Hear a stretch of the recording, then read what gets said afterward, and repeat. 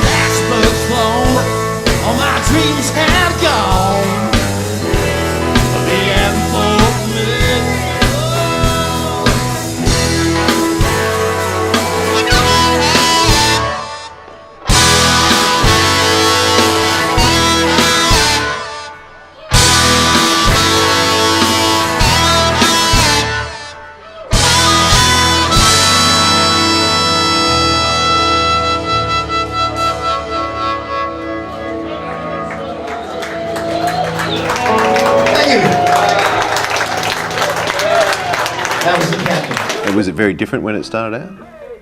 The Captain? The Captain, yeah, very much so, yeah. But it just changed through the years, and now it's sort of... The lyrics changed, or...? The lyrics changed about 3 times, yeah. Because initially it was very much like a...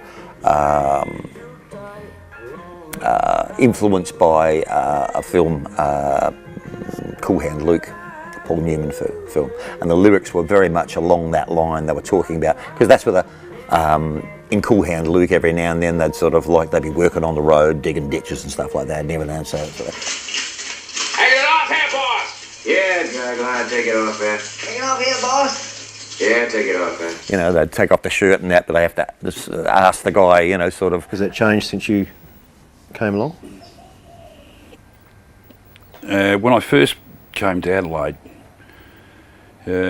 27 odd years ago, 27 and a half years ago, I came here with Bruce Howe, and the very first place that he took me to see a gig, he said, we'll go down to Workers Club.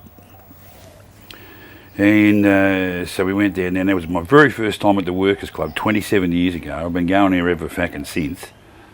It's probably about the only place I can play here anymore. But a blues club, ironically. But yeah, go on. But the Flyers were playing in their original format, which was Frank Lang, John Freeman on drums, and Davey Small on guitar, and David Blight. And they played that song on that afternoon.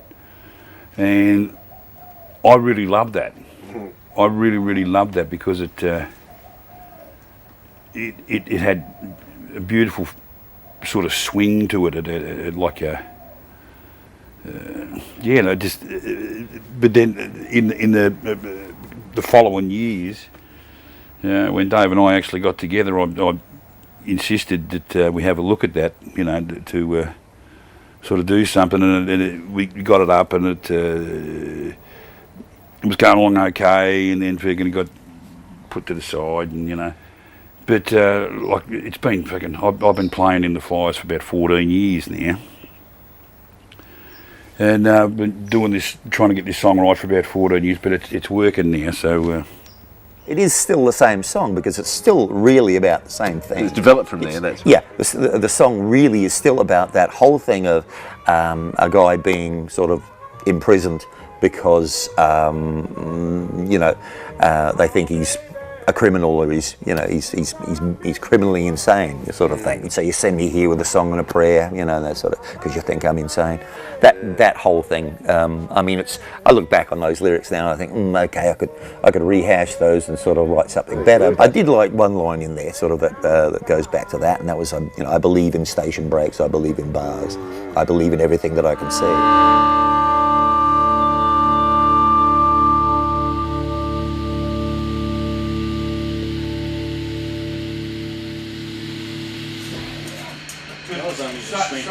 One trap here, at least 145. I reckon we're going to run down about 135.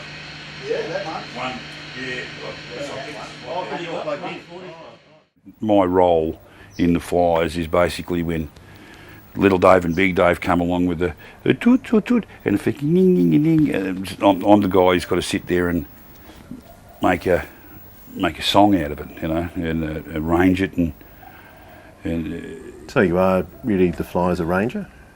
I would probably regard myself as the musical direction point. That's just the way it's happened? Or? But it's just like I work with what they give me, and we try and construct something. Works well that way. So it's